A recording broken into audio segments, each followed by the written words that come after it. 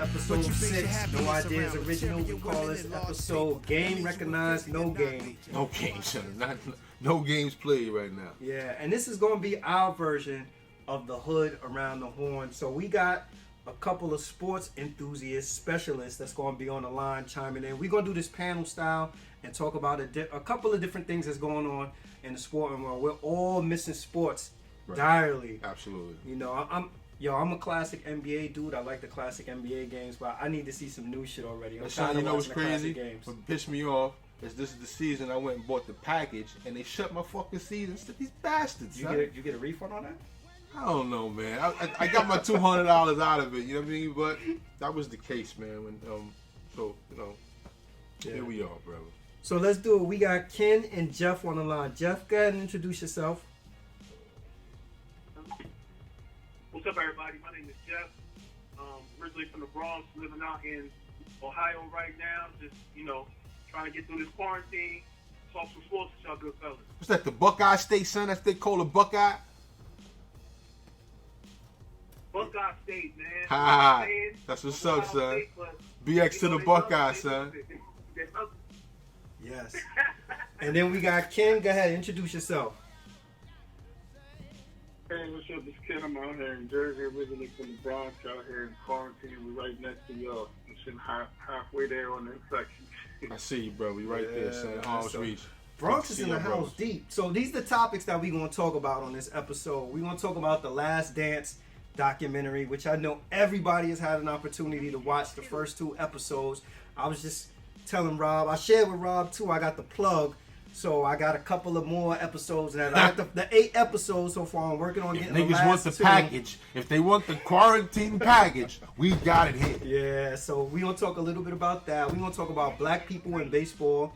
We're going to talk about the G League, going to the G League instead of going to college. And we're going to talk about the devaluation of running backs. And then also we're going to talk about sporting events without live crowds and what that's really going to mean. So let's start off with the Last Dance documentary, right? It's funny because everybody's calling this shit the Michael Jordan documentary, but reality is the documentary on the last season, right? Mike is Showtime, the man. Bulls. So you got a chance to watch it, Rob? I watched a little bit of it. I liked it, and I like where it's going, man. I mean, you didn't know the Bulls was gonna pull out '97 like that after what they had. Mike took a layoff, and then he comes back, and they right back in play, and the way they was playing, and then Krause is like, nah, nigga, nah. I said, I don't care if you 105-0, son. You ain't getting no extra, son. Just told him straight out. And whatever the reasons were, I don't know. But it's intriguing to watch as the episodes go on to see what's about to happen. I think the next episode is about Rodman. Yeah. You know what's funny to me? We were saying also, like, what is Krause's motivation for why he wanted to split up the Bulls, right? The logical thinking or the rational thinking behind it is that if you winning, you're supposed to keep winning, and then you don't rebuild until you get to a point where you need to rebuild. But the way they portrayed him is that he was just gung-ho for like, yo, all right, we need to tear it down and rebuild. And Mike was at his best part as you know what I'm saying, as a player. He was averaging. He was doing so many things. He was holding the team down. Remember, Scotty didn't come into the season. Mm-hmm. Rodman was out. Mike is going through his shit. You know what I'm saying? But they managed, but to knock a dynasty team off like that was whack. Yeah. Ken, did you have opportunity to see it? Yeah, I got a chance to watch it. I thought Jerry Krause, man, he just seemed like he was jealous of the fact that everybody else was getting a lot of credit. He wasn't getting the type of credit he right. And the whole Pippen thing is crazy with being the 122nd highest paid dude. Yeah, son. I was wondering about that too. I'm like, yo, Pippen doing all the fucking work. And Rodman, not to cut your wisdom, but Rodman said the nigga Scotty got his bones in '91 when they beat Detroit. Mm-hmm. Yeah. That's where Scotty was the man back then, not even at '97. And they was just giving them bones then. So think about from '91 to '97, he's 102nd. He's in the fucking basement right now, son. Yeah. Jeff, did you get a chance to see it? Yes, sir, I did. And it kind of shed some light on how everybody kind of talks down on Scotty. You know what I'm saying? Yeah. Scotty was a very important piece to struggle. And when Jordan said, like, you know, when you say my name, you gotta say Scotty's name. I say Scotty's I name. thought that was very important for a lot of viewers. Yeah, a lot of viewers had to see that because a lot of viewers actually talk about Scotty and he wouldn't be in the top 50 right now, and Jordan made him, and this, that, and the third. You know, I thought that was very important. Yeah, he didn't win until Scotty got there. Scotty is what actually put him over the hump. But you know who went and got Scotty? Because the Chicago Bulls was whack with Lando Woolridge and Steve Coulter. Oakley. When they went and got Oakley and went and got Grant, and then they drafted Pippen. Seattle drafted him, and they traded him on. Yeah. Those are Jerry Krause moves, huh? Yeah. My thing with Jerry Krause, though, I think, you know, he's always going to be remembered as the dude who broke up the team, but, you know, he actually is the architect. Like, it was his moves to put the team together. And if you look at how he's portrayed, he did come with the, all right, you know, I see Phil Jackson. He found Phil Jackson, and Phil Jackson believed in Caucasian Tex winner. But the thing is, I also think is it's like, you know, it's almost equivalent to the person who's behind the scenes making the moves happen for whoever the front man is, and then they become jealous because they like, damn, this person getting all the shine. Right. So I guess that's the Knicks issue too, right? That's a different story. I didn't mean to go this. that the Knicks issue is that what the people in the back office fucking up the office, huh? Yeah. You know what was another telling point to, I think, the documentary also, and, you know, even Jeff, you said it, where they actually giving Pippen some credit, but everybody really believes that this is a Michael Jordan documentary, but the reality of it is supposed to be a Chicago Bulls documentary highlighting their last season and everything they had to go through and endure to get that second three-peat. And future episodes, which you guys are going to see, and this is a leak, well, not to say all of it, but what you're going to see in these future episodes is they're going to talk about Rodman's contribution. They're going to talk about Tony Kukoc's contribution. Yo, one of the funniest shits to me in the episode that's coming up is they're filming Michael Jordan and Scottie Pippen in the locker room. I just played it for Rob. And Scottie Pippen and Michael Jordan are drinking a beer. And Scottie Pippen is like, yo, you gotta get the camera crew out of here. Scottie got pissed. I don't want you be on tape drinking a beer. Yo, Michael Jordan was like, yo, 10 years ago when I got here, the Bulls were drinking cases of beer and smoking cigarettes at halftime. So that should tell you about how far the franchise came as a result of Michael Jordan, Scottie Pippen, Horace Grant, and Tony Kukoc's contribution. Yo, Michael Jordan changed American culture. Yeah. He changed the attendance of going in arenas, how much people paid the sneakers and fashion, how much people wanted. That's Jeff and I era growing up. Mm-hmm. If you didn't like Mike, you was drunk. What? It was no argument in how you played, had some sort of air to it, whether you were stretching your legs out, whether how you was going to the basket. Yeah, everybody wanted to emulate everyone. Mike. You had some of Mike in you. I don't give a fuck who you are. Jeff, is there anything that you didn't like about the documentary so far? So Jeff. Not really. The only thing that I didn't like, I just don't like Krause. You know what I'm saying? Right. Nothing really Krause is a fucking bum. But just him. You know what I'm saying? Like, Michael Jordan said, we have earned the right to continue to play because we keep winning. Right. Why would you tell this dude, I don't care if you go 82-0, you're not the coach? I just don't understand that at all. Well, we were saying that also. We was like, what's the motivation to break it up? Like, was it about finances? Like, oh shit, we got to pay Phil, Rodman, Pippen, Joe. Was it fine? They never, in the documentary, they never explained what was his motivation for breaking it up. Kim, what about you? What is there anything that you didn't like about the documentary? Yeah, I think they're letting the owner off the hook in this big time because I couldn't find one owner in the NBA that's going to break up a team that just won the championship and going forward. So Ryan's dog, he got his hands washed. Like, you know what? It's all on Jerry. Little evil bastard. 70 games, break this up. Break this up. We just won 70 games. Right, they letting him off the hook big time. That's a good point. But, you know, here's another thing to consider with this, right? So Jerry Krause is dead now, so he can't defend himself.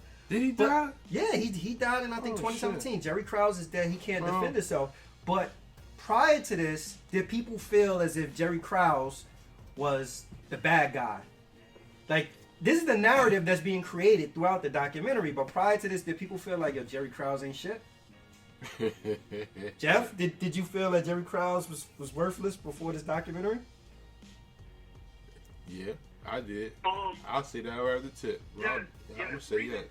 Yeah, you know, because he was always in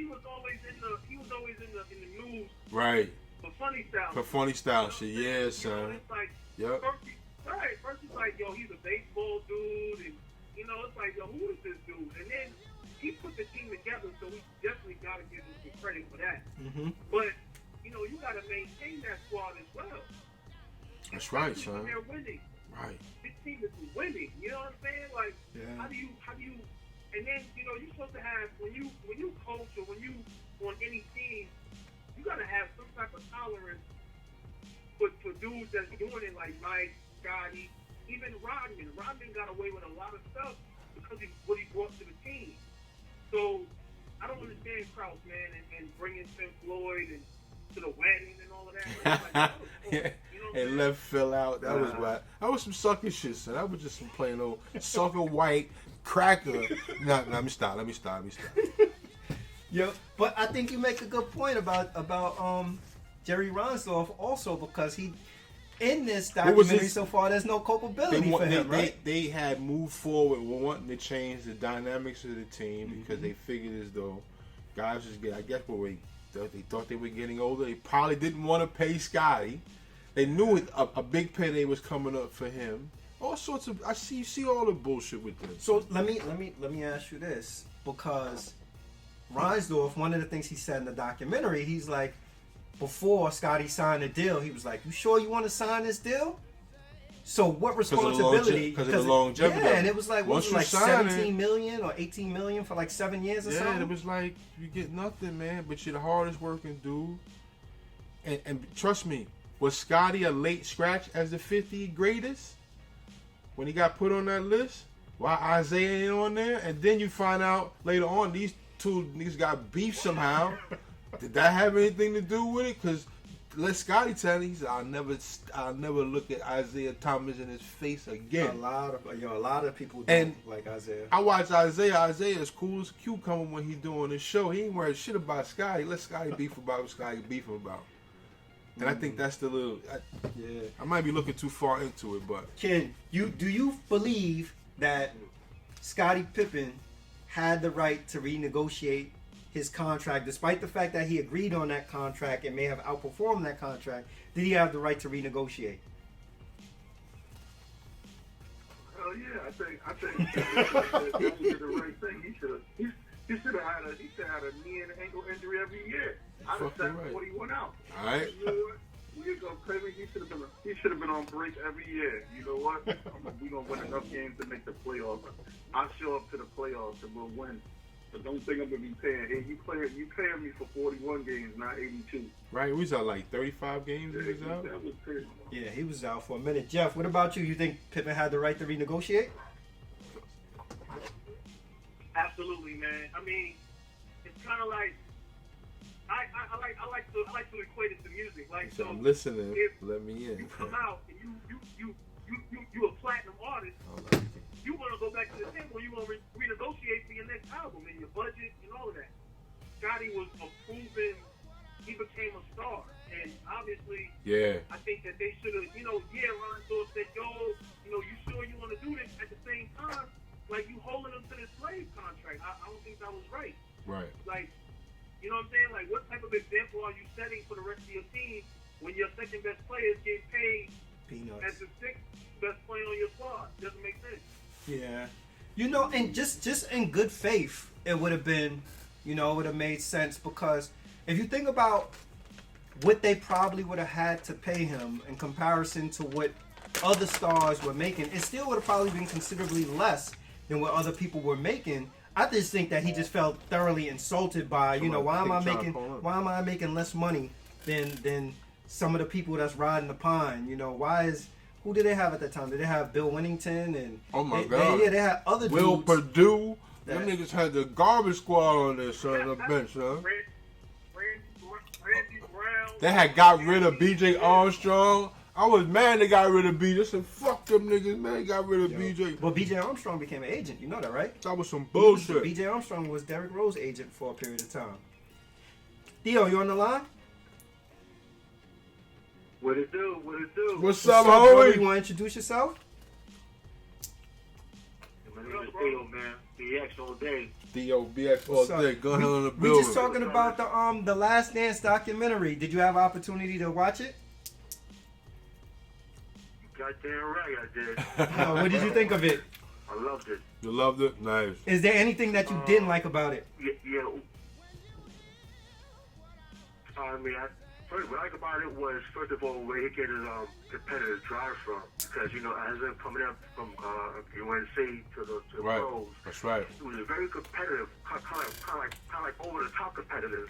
Yeah, son. He wanted to prove people wrong. From, you know, so it kind of, so it kind of highlights where he get it from his siblings. Like his older brother named James Jordan, he was just vicious on the court with Mike J at home. Right. He just beating him up on the court and Right. you know, not letting him win. And when he finally wins, he still beat him up. Right. See where he get his competitive drive from, you know, Right. and, you know, trying for high school ball, getting cut. So now I understand that. But more important on the road, I now appreciate his retirement speech. I get it now. He had a lot of, I would say, burden or bitterness coming up. Yeah. From his upbringing, getting cut, and Jerry Krause. So now, my retirement speech, I said, you know what, MJ, you wildin' out, man. You wildin', man. Let it go. But now, since documentary, I get it now. Now I appreciate it now. I said, okay, I'm more regular now. Okay, I get it now, man. You heard about a lot of things. You know, Scotty this and that got hurt. They wanted to play. You felt the way with Scotty. High school boy, he got cut. Jerry Krause is being a jerk, you know, thinking it's about him and the management. Get out of here, man, Jerry Krause. Come on, man. Jerry Krause, you have a great eye for baseball talent and basketball talent. And that was it, You son. can't get all the credit for building a goddamn team. Come on now. So now, thinking back in hindsight, I appreciate his retirement speech now more than ever now. Right. But that really was great, fellas. It was great. I can't wait, man. Yeah. So he can stop making them damn crying faces too, man. Hopefully he got all this shit out. Yeah, no, it's definitely like this. Seeing this is giving me a behind the scenes perspective of everything that they had to endure. And I'll tell you, like, there's some real vulnerable moments where you get to see the true Michael Jordan in this documentary. And they Mike's speak been a stand-up dude his entire career. He's never blurted out in an interview. He's been a stand-up dude. Niggas killed his father. All the stuff that was going on. You gonna get it all though. Like he talked about his relationship with Isaiah Thomas. He talked about how they felt with Krause bringing Tony Kukoc in. How they felt with the selection of the Dream Team people and everything. Like how his relationship with Dennis Rodman that's and all stuff. the And other... whatever. Like he get like it's really like he really opens up. And shares a lot. Theo, we didn't get a chance to ask you.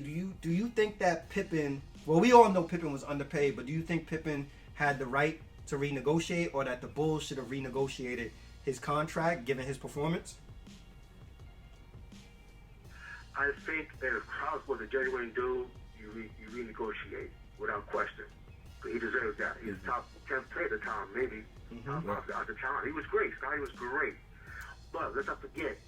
When the owner tells you this deal is wrong, and you still take it, I can feel so much sorry for you. Yeah, you bring up a good point. I get it. But I get it because he's from a small town, Arkansas. Maybe 2,000 people at best. They all know each other. Yeah, family of 15 people. Yeah. Family members in a wheelchair. Right. I get it. I understand your mindset. And the deal was good the first year, but the NBA blew up. They started making money. Right after that. Up, and he got caught in the middle of that. Yeah. That's what happened. Yeah. But Scotty, if the owner tells you, man, it's a raw deal, and you still take it, come on, man. Right. Well, you bring up a good point though. Bring up a good point because I think a lot of athletes, and not only athletes, entertainers get caught in this where they don't want to bet on themselves. And the most recent they want to play the safe bet. Yeah, the most recent, and I can't blame them based on the circumstances of saying guaranteed money is guaranteed money. Let me take this right. guaranteed money. But you think about a dude like Kirk Cousins. That ties went, into that G League. Yeah, went year He's to going year. to G League. There's a check over the G and was League. like, yo, I'm gonna go year to year and then make my money year to year and then Right. get this big deal. So part of it, yeah, Pippen probably there should be some responsibility on his part, because if the owner did say to you, like, wait a minute, you want to sign a 7-year deal, like, to me that's admirable on Jerry Reinsdorf part to even come out and be like, yo, you want to sign a 7-year deal for $17-18 million? You sure you want to do this? And I think I heard him mention something Take it also to your about lawyer. Think about it. Michael before Jordan's you do deal. Also, yo, they have a part in the documentary where they talk about Michael Jordan initially not even wanting to sign with Nike. That Michael Jordan didn't want to sign with Nike, and that Nike, yeah, he wanted to go with Adidas, and then Nike told Nike's plan was like, yo, if we could sell 3 million sneakers in a year, or by the 4 years after his deal was up, we'd be happy. They said they sold 126 million in the first year, and that his mom had to convince him to even take the meeting with Nike. See that? Yeah, that's crazy. So let's go around one last time, one last word on the documentary. Kim, what do you say in terms of the documentary? Last word on it. I definitely keep watching. I like it, and I think there's going to be a lot more stuff exposed. And the funniest part is that they want to do it earlier. Mike was like, he wants to wait because he thinks he's going to look bad. I don't think he looks bad. So keep it going. Yeah, there's some shit in there though that make Mike look bad. It's about to come out. Son. Yeah, there's some shit that make Mike look bad. Jeff, what about you? Last word on the documentary. Definitely looking forward to the next one. I mean, I'm waiting for everybody to see the Mike that everybody was talking about. Like, I've read a lot of articles where a lot of interviewers were talking about and reporters talking about how bad of a person he was. So I'm kind of looking forward to seeing what it is that comes out. Right. But otherwise, I mean, I think the documentary's dope. Yeah. All right, Theo, for you, last word in the documentary. I think it highlighted how good Scotty was, because there was a lot of perception going on saying how Michael Jordan taught him this and taught him that. Now you see in the documentary, he already had a skill set already. He could play defense, he could play offense, he could play point forward. He was doing everything in college. Everything in yes, college. sir. So I'm trying to figure out where did Mike teach him that as far as skill sets concerned. I don't see it. I see footage of him in high school killing everybody, and mind you, he killed in the NBA combine as well. Yeah. As well. Now I'm making AJ credit for mental toughness. Yeah. Yeah, that's probably what drew it over the top. Yeah. He didn't teach Pippen a damn thing about skill set, brother. Nah, that shit came natural, son. Yeah. He just thrown it in. Look, but you know, Pippen. Pippen was a different specimen. You see how lengthy his range for the game, and how he was different. He might have been the first 5'2" player. He said Doc was his favorite player, so I can see that. Yeah. There you go. Yeah, he might have been the first 5'2" player. His game was kind of Irving-esque, if I can say. You know what I mean? So switching sports and kind of segue into the next topic. The next thing we want to talk about is black folks, or African Americans, in baseball, or the lack thereof. And what do we attribute to the lack thereof of African Americans being in baseball? Rob, you wanna what's your opinion on this? Well, you gotta keep in mind, man, the sports and entertainment became a sensationalized marketing event, and we publicize and we popularize people who we see often. Baseball doesn't have the patience for people's 2-second mentality nowadays, where their attention span is not gazing to wanting to watch the game of baseball, let alone liking the game of baseball. So now we got our LeBrons and we got our Bradys, and we even got soccer players who draw up all our attention. You know what I'm saying? You just don't market baseball the way they and in my humble opinion, there is no lack of black players in baseball, because my Latino players are black players, son. All the motherfuckers is us. So we actually taking that shit over, if you ask me. But anyway, for the brothers, I think it's been since there was never really big numbers in especially, let's go to like major leagues or something like that when it comes to baseball. We're about 73 years removed from Jackie Robinson, you know what I'm saying? Allowing anything in sports to happen. Mm-hmm. It's baseball. There wouldn't be no title. You know what I'm saying? Yeah. So, I think because of the low attention span of our nation and how things go, people don't like it because of that, because they think it's boring. Mm-hmm.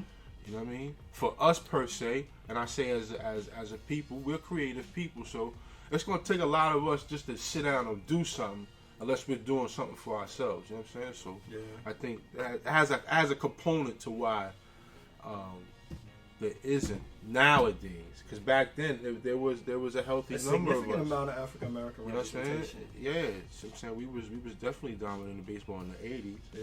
And you got to think about in the '80s, as I was talking to my uncle, coming from the young men of that time, coming from the '60s and '70s, their prowess, their athleticism came in baseball. Yeah.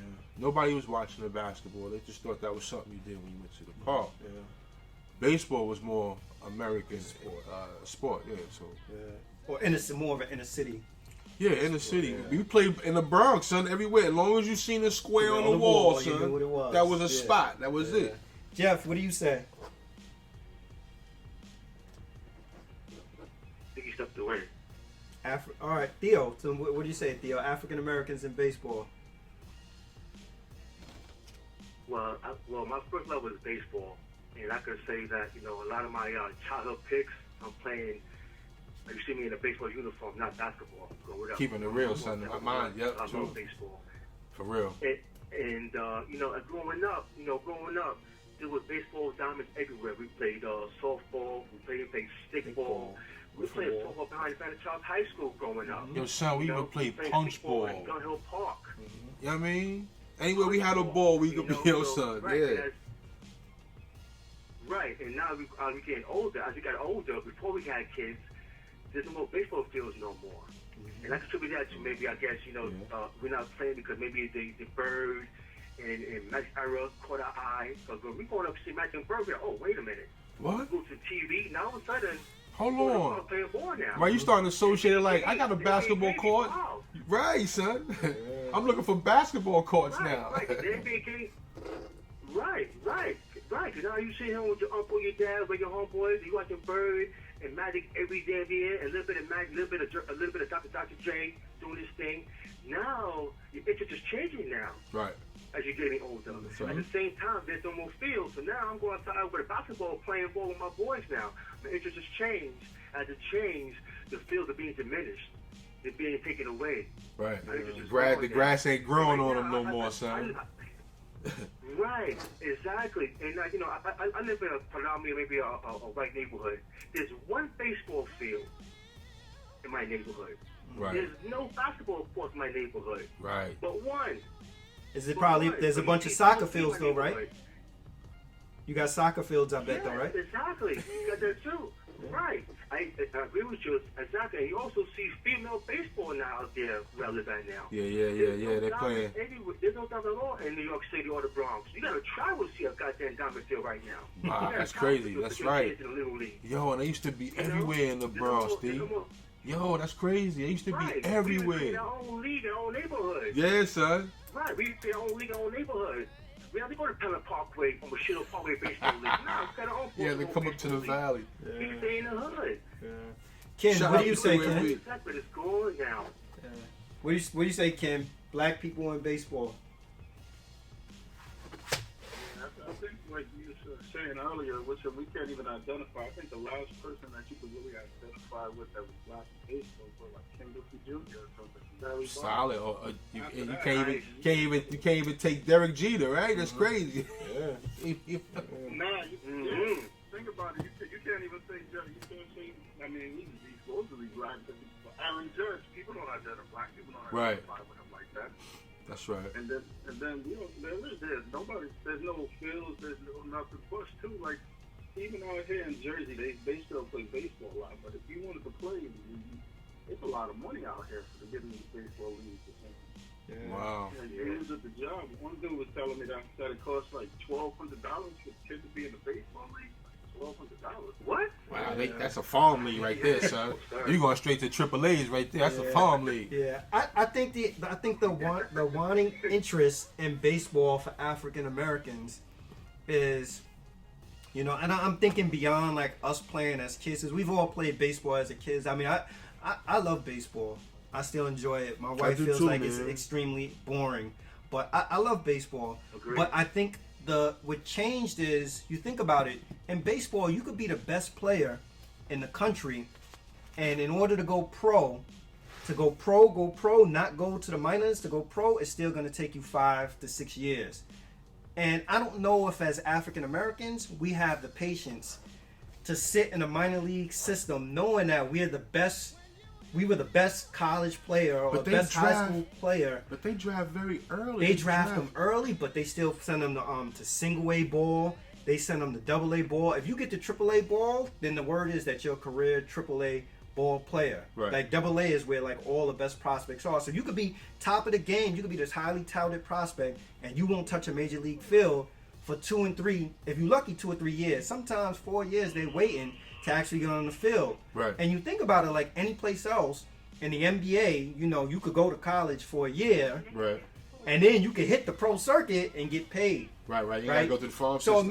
imagine going through the farm system. Be like, damn, like I got all this talent, and when I get to the majors, I'm gonna blow. But right now, I'm riding the bus from New York, Coney Island to Alabama, I'm playing for the Staten Island Cyclones or the Brooklyn Cyclones, whatever it is, you know. And I don't know if African Americans have that patience when, again, they remove the fields out of the community, right? So now people are looking at it like, damn, like yo, from playing ball, I could get to the league faster, or from playing football, you know, I have a better chance of getting to the league faster than what I actually have for getting baseball. Now the funny shit about it is, baseball, the guaranteed contracts seem to be where the money is at. Like people are getting these huge guaranteed contracts from playing baseball. The football contracts ain't even guaranteed outside of the bonus, but more people probably feel like, yo, the chances are better of me getting to the NFL Right. much faster Right. and solving whatever my economic situation is than languishing in the Major League Baseball minor league system forever. And I think that's the reason why African Americans may have fell back a little bit. And baseball, to me, doesn't do a good job of actually marketing individual stars, right? They spend most of the time, like football is America's game, so football markets itself. But if you spend most of the time sitting in a dugout, you got a Right. helmet and a hat on, it becomes very difficult to actually connect with some of these players. In the way they market sports, baseball doesn't have the enthusiast. It doesn't have the enthusiasm unless you're a purist who can sit there and wait for a base hit or see if they're Or going to you could manufacture a double. appreciate a 0-1 game. Yeah, son, you can do that. That's not in the world we live today. Yeah. So let's flip that question and say, what does Major League Baseball need to do to get more African Americans interested in it? Because I did hear that Major League Baseball now is very much looking at the decline in African American players and But what saying, you like, gotta so ask we missed the mark yourself, what does somewhere. it take to become a major league player? Does a player have these criteria? Because usually when they start going to Cuba and the Dominican Republic, they just looking at raw material. These kids can throw 100 miles an hour, can hit through the moon, and before you know it, they on the fucking team. So I don't care. Yo, listen, man. And I agree with your point. You know, those who go to college and then, you know, after college you have the draft, and right from the draft you go into the world that you've always looked for. That should be the journey of it. To go to AA, AAA. Some people stay there. Yeah. You know what I'm saying? Now, because I'm sure you make a stipend there too, so I think it becomes a probably like living. 50 grand or something like that. Some people probably don't even want to start. I'm like, I don't even want to go to the majors. I'll sit here, wait for you to come down here, I'll bust your ass, send you back.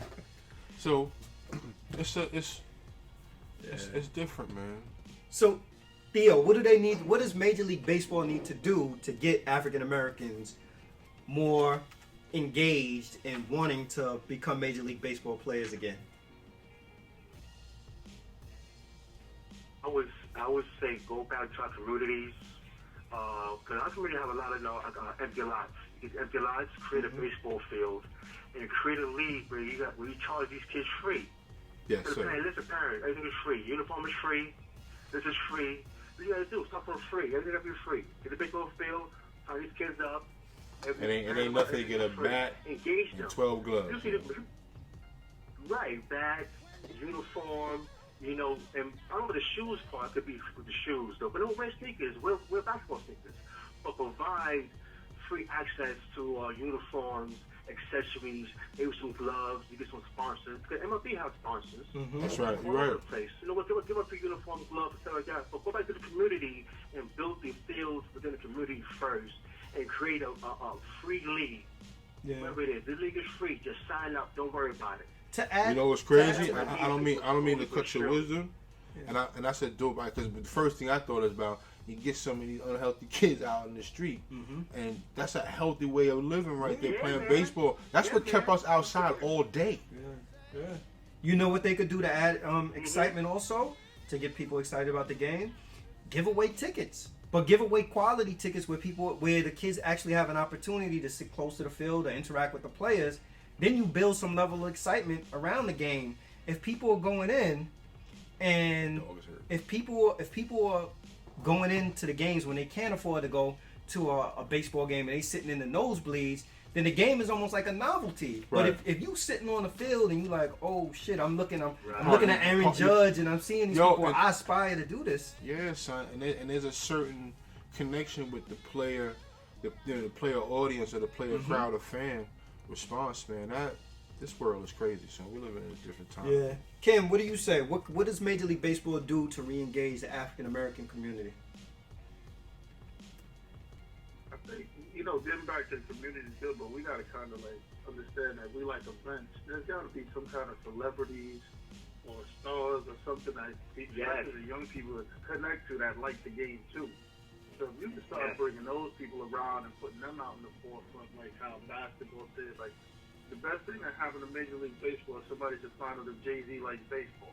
Oh. They need It was a Yankee. something like that. Yeah. These stars to get out there.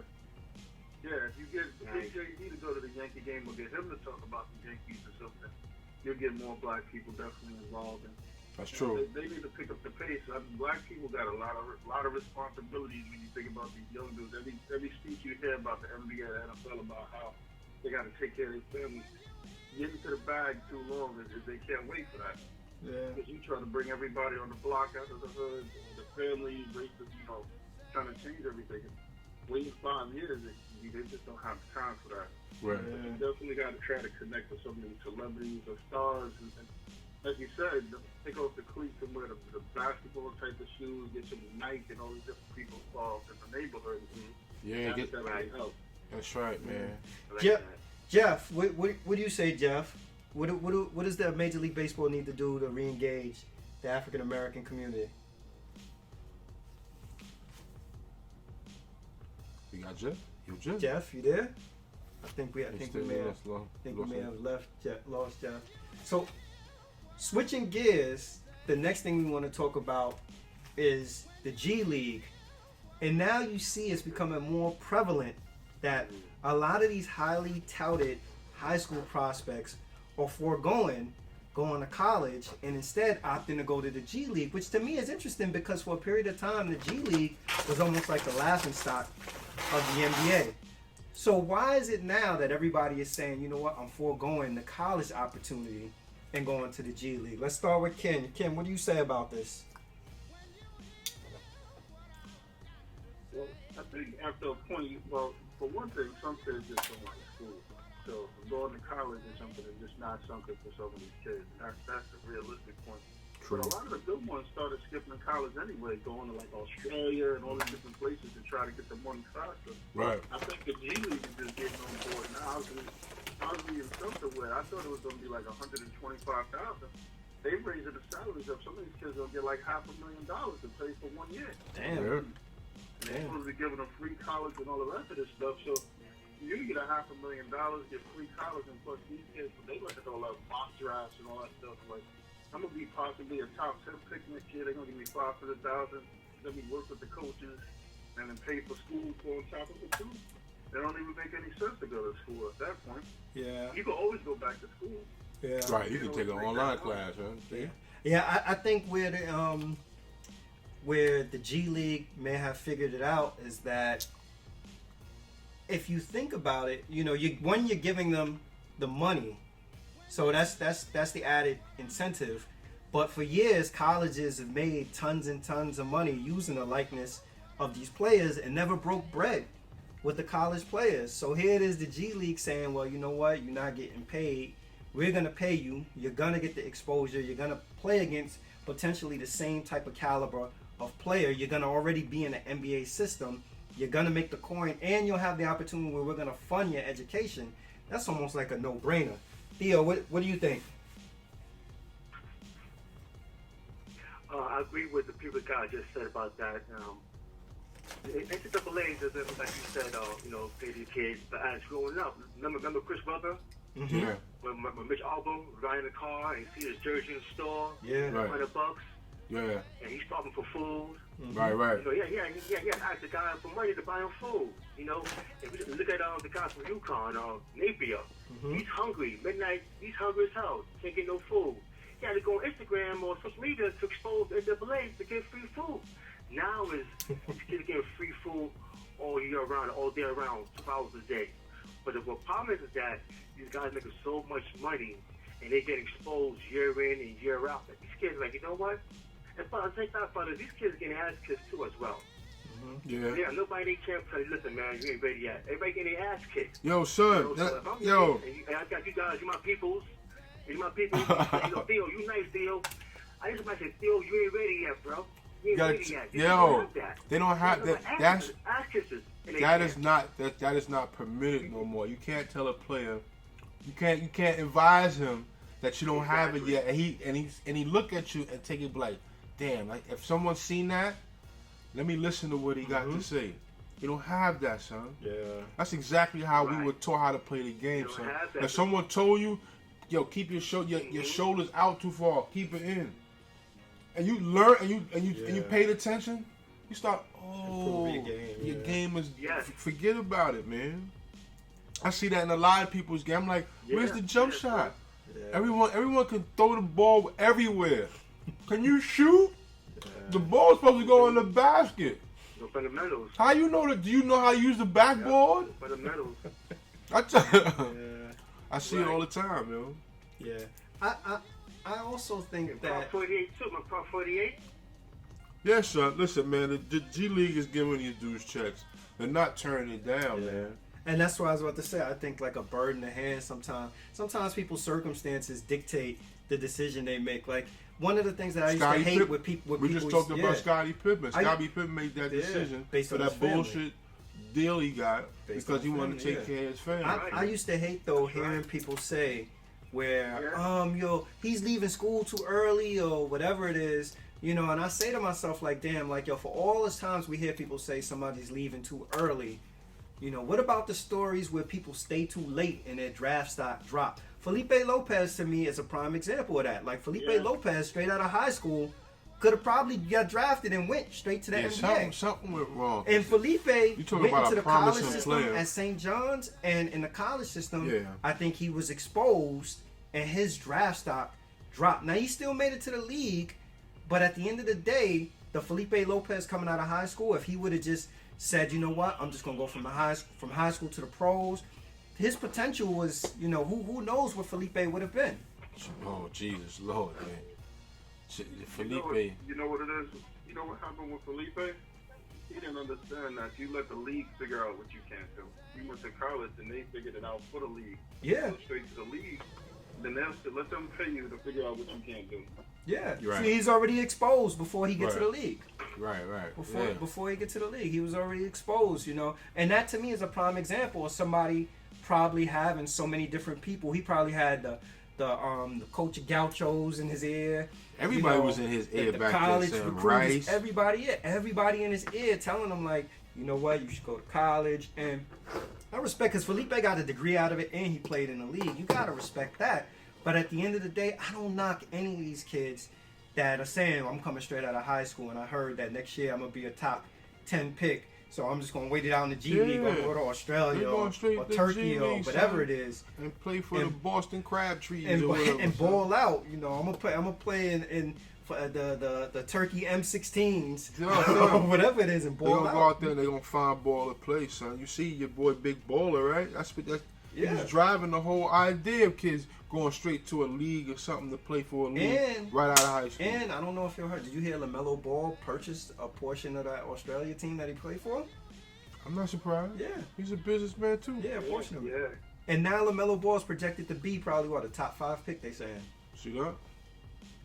So He's good. His son is going to the NBA, son. yeah. So I mean, I'm pro G League instead of college because I think the G League offers the opportunity to play and get money and go to college. Where I think college gives you the opportunity to play and get the college education.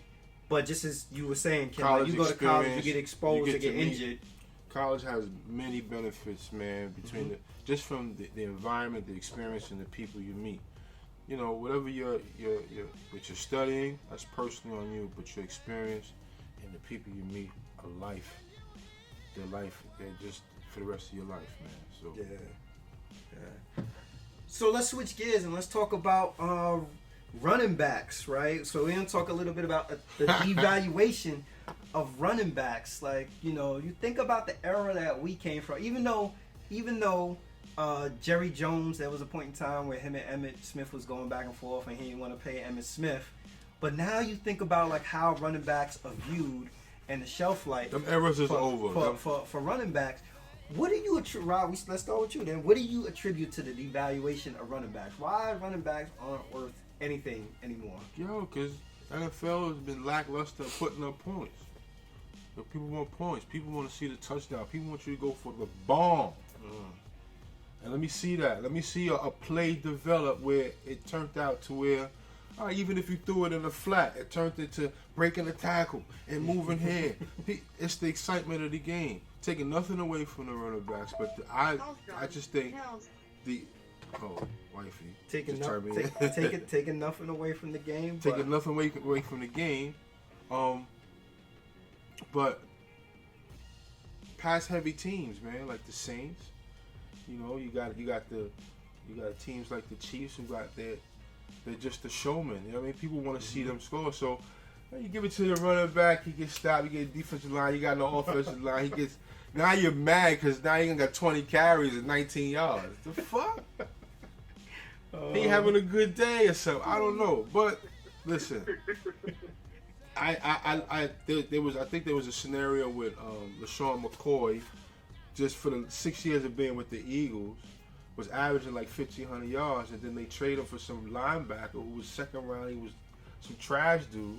It was like, how you give up that for that? Yeah. You know what I'm saying? And this is a man that's been holding your team down. Anytime you need a first down, especially a third down, you got these plays for these people that I don't know what makes them expendable like that, man. To be honest with you, man. Other than a pass-heavy NFL, I think. Well, here's something to think about. Look, even with the NFL being pass-heavy, most of the running backs now line up as wide receivers also. So Right. much to the point that Le'Veon Bell, when he was with the Steelers, and it came time for him to renegotiate, he was saying to them predominantly most of the snaps that he was taking at wide receiver. But they said, no, he's a running back. So, Theo, what do you say? Why has the NFL devalued the running back? Hey, what's up, man?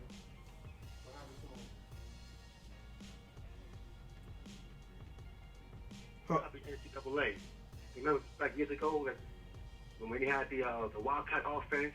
Mm-hmm. It was crazy. You couldn't stop it in video games, couldn't stop it in real life, you know? It was crazy. But now, all of a sudden, it's going now. Now you got the straight offense. We're going 5 wide, and the players is just more athletic and can do more. That's what it is. But if you think about it also as well, despite that, they're trying to phase it out, or I guess not being used as well. Every Super Bowl, what happens? You see both teams trying to do what? Establish the run. Mm-hmm. Establish the run. So it's kind of weird to me how these guys don't really emphasize the running back for a whole damn 16 games. But yet, you hook on playoff time, football time, you're trying to establish a run, trying to control the clock. Mm-hmm. I'm like, guys, make your minds up, man. Do you love to have that? You don't love to have that. But like I said, I play college football because football is always evolving for the college game first, then the pros. Mm-hmm. And the straight offense, got everybody going 4 wide, 5 wide, all kinds of stuff. So I play college football as well. I should say mainly college football, I should say. Okay. Kim, why do you say that the running backs have been devalued? I think what they started doing, like a couple of teams started doing it years ago when you start getting into that running back committee. Anytime you get out there, you can have like 3 guys on the team splitting time. Now you're splitting time. You know, years ago you had Emmitt Smith ran. You don't even know who the second back was. Now, That's right. Yeah, these dudes is all splitting time. So on top of the fact, like you said, I mean, the running back they wanted to do from the Panthers, Christian McCaffrey, who caught 100 passes and ran. So it's basically like a hybrid position. They only want running backs in the playoffs and on the goal line. Like, look how fast Todd Gurley they saw superstar. Yeah.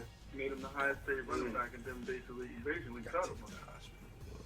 Plus, too, I guess it's harder to build around a running back too because I think the average shelf life on a running back is about 4 or 5 years now, something like that. Well, the average shelf life on an NFL play in general. A little harder. Yeah, the average shelf life on an NFL play in general. I looked at one point. The average NFL career was probably about 5 years. I attribute, I think, that the devaluation of the running back also to the fact, like, look, you know, everything now seems to go, all the money seems like in the NFL, to me, there's always like this evolution of where the money goes. So at one point, everybody was paying the quarterbacks, and to a degree, people are still going to pay the quarterback.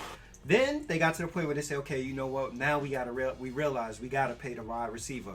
Then there was a point where people started paying the running back.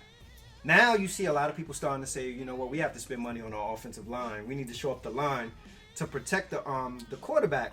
And for some reason, the running back has sort of become the odd man out. And I think that's what you're saying, Ken. Like, it's because they've become expendable in the sense of before there was one running back. So now you got your power back, the dude who's coming in when you need to grind out and get that 1 yard. Your fullback. Then you got your passing back, the dude who's coming out of the backfield that's going, you know, the linebacker's going to line up with him and he's going to smoke the linebacker and go downfield. And then you may have your back that's sort of like all-purpose that could do both. Tailback. So yeah, so now these pieces have become interchangeable if you find one person who can do everything.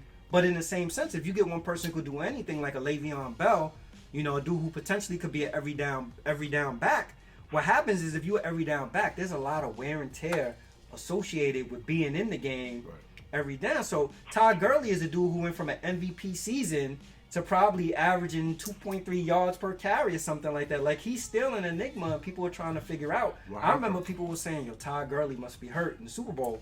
Then last year, Todd Gurley still was on the decline so much that they cut him, and now you see he's on Atlanta. So honestly, I don't know what kind of player Todd Gurley is going to be after this. I don't know if it's because he's endured so much wear and tear. I don't know if the league is caught up with him. You just never know. So I see a lot of teams now reluctant to pay running backs because these offenses have got a lot more complex also, and people are figuring out, how do I move these pieces around with like these different players? You gotta put points on the board, man. Yeah. Imagine if the NFL though had a hard cap though, just how really devalued the running back position of some of these positions would be. Like if they had a hard cap like some of these other sports where it's like, nah, this is the absolute cap. You can't spend above this. Yeah, then what it would be for some of these players. Yeah. Crazy. So, Theo, last word on this. What do you say? Well, you guys hit on the head, man. I got really much to say about it, but I want to ask you this: if you are a high school phenom and you go to college, let's say Clemson, whatever like that, your coach says, you know what? I know you're great. I know you're great running back. But you know what? I'd like you better as a cornerback. Prime example: look at Jabril Peppers. Jabril was a high school phenom running back before the Michigan runner. He ran a 4.2. Damn. So why not keep him there as running back in Michigan? Why go to Michigan all of a sudden? You know what, Jabril? You're a cornerback. I know it worked out. I get it. This dude ran a 4.2 in high school. It was a high school phenom. But a lot of do with coaches have different, I guess, way of seeing you. You know what? No, I like that running back. They change the position, go from defensive end to a linebacker. So listen, if you feel you're going to be a good running back and you love being running back, stay the course. A lot of you kids like, you know what? I'm a coach got to say, if you feel them better at linebacker, I'm going to go with it. So I blame coaches of college too who changed your style of play, and because you're so damn fast, you can be a cornerback instead of being a wide receiver. That's why NFL has a lot of cornerbacks who are former wide receivers. Yeah, because they're that's fast. right. They have no hands. That's right. They have no hands because you know what? I had hands in high school. That's right. When I'm in college, you say, no, nah, forget that, man. You be I got no hands now. Yeah. That's what it is too. So it could be a lot of little things like that as far as your college, your coaches, seeing you from a different aspect of as far as your talent's concerned. So it's a little bit of everything I should say as far as like that situation. Yeah. Ken, last word on this. You know what? If you look at it, like Ralph said, it is about the points. Because all the highest paid positions, you got the quarterback, the receivers, the pass rushers who get after quarterbacks, the cornerbacks. So it's all about the passing game. I mean, the least paid, the dudes who protect the quarterbacks, the lowest paid are probably like running backs and linebackers and safeties, and they basically match each other. So I don't see it getting no better for the running back either. Yeah, I agree. yeah. Well, thank God Christian McCaffrey cashed out before they caught up with it, because he just got a nice new deal. They cut my man Cam and let my man Cam go. We got 2 black quarterbacks, Cam Newton and Jameis Winston, unemployed. Hopefully they land on their feet sooner than later. But the last topic for today, just really quick, wanted to go through and talk about, these sporting events now with everything that's going on with the coronavirus. I'm hearing that the entertainment industry may take a huge hit and these large sporting events may be on hold. We're actually having a crowd until next year. I think they're saying possibly the fall of next year. Now, I had an opportunity to watch some of the WWE WrestleMania without a crowd where they did it in the studio, and it was horrible. I know that WWE is sports entertainment and it's scripted. Like, literally, you could hear the wrestlers talking to each other. It's just something about that element of having the crowd present that makes the game what the game is. That's part of the game. Yeah. The player, fan, that symbiotic relationship is the whole reason why we're there, man. And when you remove that, you can't get that back. You know what? This is his an experience that I had, and it's sort of like an analogy it's very similar to the sporting events with live crowds for me. So I remember going to an amusement park with my kids, and I purchased them the Fast Pass. And within probably like the first hour and a half, they had rode all the roller coasters. Right. And it was in that moment that I realized, holy shit, the crowds at amusement parks are actually builds the anticipation for the ride. Like, that's part of the whole ambiance. Why you're there. And and appreciation of it. The crowd's a pain in the ass when you waiting on a line and you dealing with it, but when there's no crowd there, it's like, man, I could get on this roller coaster 7 times in a row. Like, before the anticipation, the anticipation right. associated with it is very different. So I'm just wondering from you guys' perspective, and Kim, we'll start with you. Are you pro sporting events without crowds? What's your sense? How do you feel about that? But the crazy part is that we'll take it because it's something to watch. But as far as that, I mean, that's you true. You imagine like what Ron enough saying when you go out there to a basketball game and you just said that first of all, there's no home court advantage. The fans will make the home court advantage. True. So you might as well be nice, well said. You might as well be playing that neutral. I've seen something like this. Like, I think about at the NCAA, they got like that Battle of Atlantis thing. They had a game structure where it was like the crowd was like pitch black, and the only thing was like the floor was highlighted. It was like quiet. It was weird because you could just hear like sneakers and basketball. I mean, some sports you get away with it. Like, I don't think nobody cares about no crowd and golf, tennis, and all that type of crazy stuff. But for a basketball game or a football game, that's gonna be tough. Man, you gotta remember these arenas, but basketball hit with 20,000. 20 plus thousand. Baseball is 30, 40,000. So that's the whole. But hearing that cheer, just the cheer alone, that uncontrollable sound that you hear, just people talking. You can't. I wonder if they're pumping crowd noise to sort of attempt to. Who used to do that? Who was doing that? The Detroit, wasn't it the New York Nets making a fake crowd noise? We know it's 12 people in the stands making all that damn noise. Theo, what do you say? Are you pro sporting events without live crowds? I'm kind of in the middle of this, because I feel once the players are locked in mentally, they're good to go. But at the same time, the fans are a great motivator as far as we have a bad game. Sometimes we're down by 20 points and teammates can't lift you. Yes, sir. You got fans cheering, standing up, wearing your jersey that lift you. That's right. Well, listen, we could do this. We down by 20, we could do this. But, so at the same time as well, you know, I remember our first show always grew up 7 in the morning, we in the park playing ball, we just us and the birds. Nobody else just playing. Everybody got next. We playing three games with the same 10 players. You know, so we all went through that. Right. You know, but at the same time, I'm kind of in the middle with that as well, because listen, when you practice, there's no fans. Mm-hmm. And you practice 2-3 hours too at the same time. Yeah. There's no fans in practice. You say the coach yelling at you, so I'm kind of swaying in between. But I do hope these guys play ball. If there's no fans, so be it. No fans, because you guys have played ball all your life, so it's not that serious. Right. When they're ready about to come to the games, they're gonna show up. You know, but like I said, I really can't call it. You know, I really can't say it. But what I said again before, when they play the locked into the game, you're locked in. They want the damn crowd. Yeah, you ain't gonna worry about the crowd. Defending, run the play, listen to the coach, like that. Exactly. So I'm in the middle with this topic for sure. Yeah. You know what? I think the crowd is more. This is it's ironic. The crowd is more about the crowd. Right? The crowds, because if you've played sports before and you on the court, you on the field or whatever it is, you don't hear the crowd. You so much in the zone, you ain't paying attention to everything that's going on. You ain't supposed to pay attention to the crowd. In the crowd. So the crowd is more about the crowd. I'm with you guys on that. I do want the game to come back, even if it's without a crowd, because I don't want to see professional basketball players playing horse in their driveway. Like, that's not a form of entertainment to me or whatever. I don't want to see professional basketball players playing video game tournaments. Oh my God!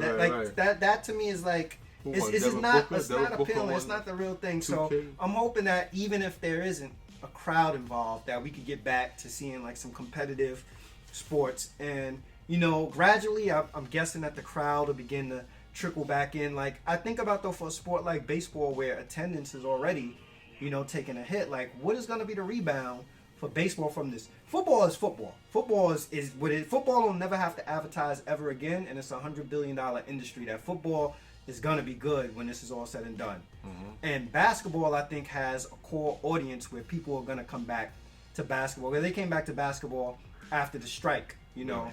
But baseball is a sport that always, like, it's gonna be tough, man, been on the decline.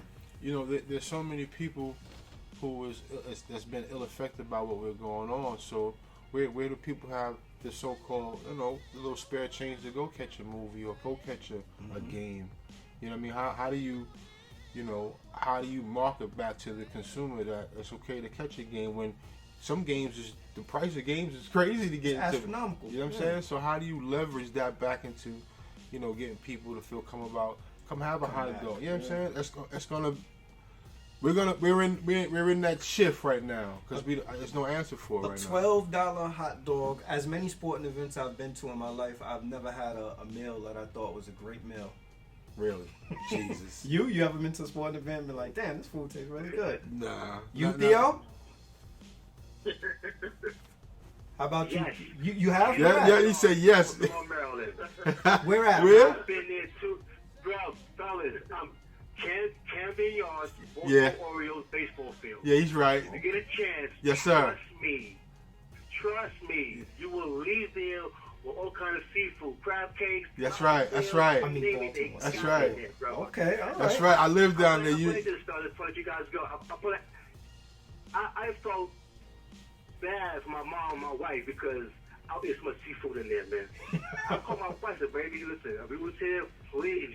We had 10, 15 pounds already. Already, son. Camden Yards. Yo, son, yo, Theo. We got, yo, Theo. You guys will love it. We gotta get to Baltimore, son. We gotta get to Baltimore, son. Yeah. What about you, Ken? Have you ever had a good meal at a sporting event? All of us. Ken, you ever had a good meal at a sporting event? I'm sorry. I would say not really, but Yankee Stadium has good chicken fingers though. I'll give it that. Yeah. Chicken fingers, Yankee Stadium is a bomb. All right. Other than that though, I would say no. But Camden Yards. Camden Yards, yeah. Across the board. So now we know Camden Yards, yo, for all our Baltimore listeners. That's for all my Baltimore family, son. Is the plug. My New York family is shouting out the stadium, son. That's dope, baby. Yo, so I guess we gonna wrap on that. One last word? Let's go to Theo. Give your last word, and then we'll go to Ken. Give his last word. And then you got anything y'all want to plug? Anything you want to put out there? Put out there, man. Or anything you want to say sports related. All I want to say is, I'm at work. I told my boss, I said, listen, my man Raw got a podcast for his people. I need to be on it. He said, Theo, you're a vet. I got you. My I dude. love every second of this goddamn podcast. I appreciate you, brother. Second, man. I Thank love you. it. Let's do it again. That's please, right. Please invite me anytime you want to. Let me know. I'll keep you I'm posted. here.